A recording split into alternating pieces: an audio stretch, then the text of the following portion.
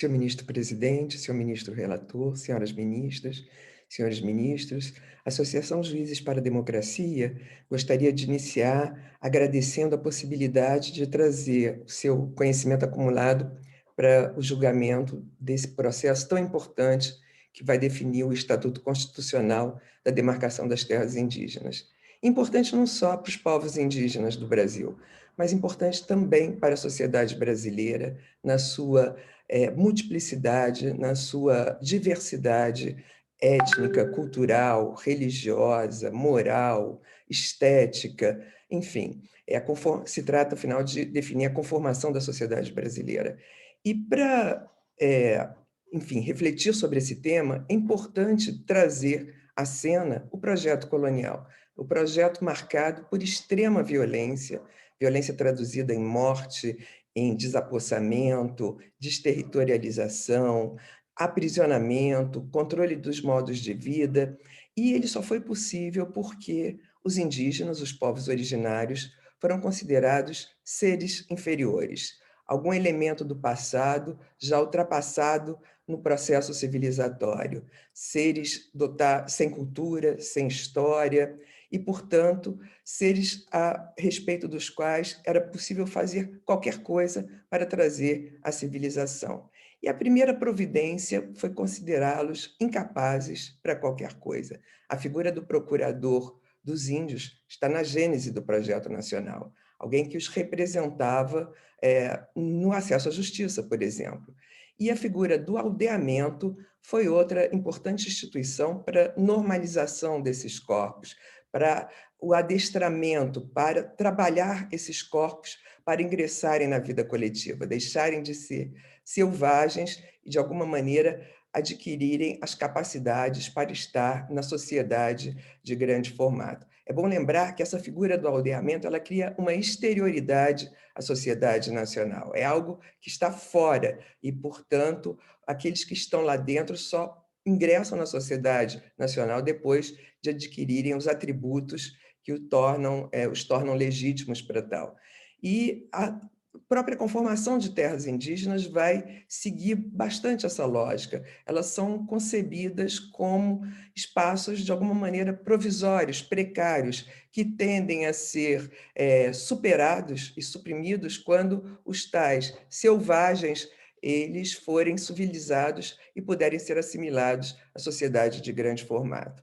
Essa concepção ela ultrapassa séculos, ultrapassa textos constitucionais os mais diversos, e só vai ser rompida com a Constituição de 1988. É importante lembrar que a Constituição de 1988 ela faz parte de um movimento da América Latina e também do mundo para superar as chagas das colonizações mundo afora.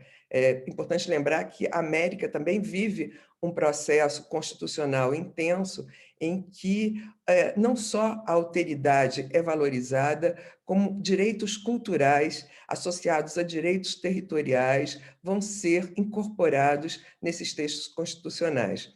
No âmbito internacional, lembrando a Convenção 169 da Organização Internacional do Trabalho, que também traz uma nova concepção entre os povos originários e as sociedades nacionais, rompendo o paradigma da assimilação e falando em autonomia, emancipação, direito a traçarem a sua vida coletiva, o seu destino coletivo, fazerem as suas escolhas existenciais.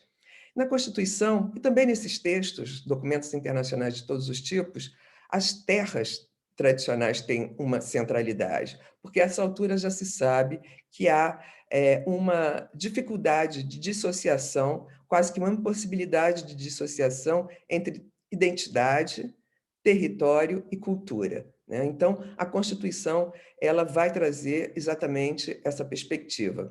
Primeiro, ela vai trazer, no artigo 231, parágrafo 1º, um conceito absolutamente novo, de terras tradicionalmente ocupadas. Primeiro, na própria expressão tradicionalmente. Até então, se usava a expressão terras imemorialmente ocupadas, ou seja, terras ocupadas pelos indígenas desde um passado muito remoto e que permaneciam como tal até o presente. A tradicionalidade não tem a ver só com o passado. né? O passado, pelo contrário, é um elemento muito pouco determinante na tradicionalidade. Tem o seu peso, mas a tradicionalidade ela tem a ver com o presente, a maneira como o grupo se organiza, mantendo o seu modo de vida, o seu modo singular de vida, né? Então, é um termo também que vai reconhecer as mazelas do projeto colonial, as perversidades do projeto colonial, sempre desterritorializando e obrigando esses povos a reconfigurarem suas territorialidades em outros espaços, né, e se reinventarem coletivamente. Então, essa é uma primeira perspectiva extremamente importante. Mas o parágrafo 1º do artigo 231 também vai trazer uma definição que vai acumular espaços territoriais, ou seja, terras tradicionalmente ocupadas não são apenas o local de moradia, mas elas são também o local de atividade produtiva, o local dos recursos ecológicos necessários ao bem-estar do grupo e também um espaço necessário à reprodução física e cultural do grupo. A soma desses elementos é que vai realizar o conceito de terras tradicionalmente ocupadas. Mas há mais. Há ainda que esses componentes eles devem ser afirmados a partir dos usos, costumes e tradições de cada grupo indígena. Ou seja, é um processo endógeno, a partir de como o grupo organiza a sua espacialidade. Por isso que um saber que é recrutado para um tipo de perícia como esse é o saber antropológico, que vai traduzir para o direito essa espacialidade do grupo. Não se trata mais de um ato de poder de colocar fronteiras, isolando aquele grupo do restante da comunidade nacional, mas sim verificando como ele participa dessa comunidade nacional. Um outro elemento que é importante considerar é que o Supremo Tribunal Federal já reconheceu tudo isso no julgamento do caso Raposa Serra do Sol, ou seja, reconheceu o que é tradicional, né, a reviver sempre no presente o modo tradicional de vida do grupo, reconheceu o caráter cumulativo desses requisitos da territorialidade, né, e reconheceu, mais importante de tudo, que não é preciso a presença física em todos esses espaços territoriais que conformam o conceito de terras tradicionalmente ocupadas. Basta a presença em um deles para que os outros sejam posteriormente agregados. Lembrando que, no caso Raposa Serra do Sol, havia fazendas que não estavam na posse civilista dos indígenas e foram consideradas como terras tradicionalmente ocupadas. Enfim, com essa conformação de terras indígenas, absolutamente inovadora e importante para afirmar pluralismo e diversidade da Constituição de 1988, nós temos, enfim, um imperativo moral. A Constituição traz um imperativo moral, além do imperativo jurídico, o imperativo moral da demarcação dessas terras. Se trata, de certa forma, de garantir direitos, sim, garantir direitos territoriais, direitos culturais de todas as espécies, mas também fazer um luto com o passado colonial, certo? Acerto de contas com esse passado colonial. E reconhecer que as territorialidades indígenas não são algo externo à sociedade nacional, mas a conformam, elas fazem parte da sociedade nacional.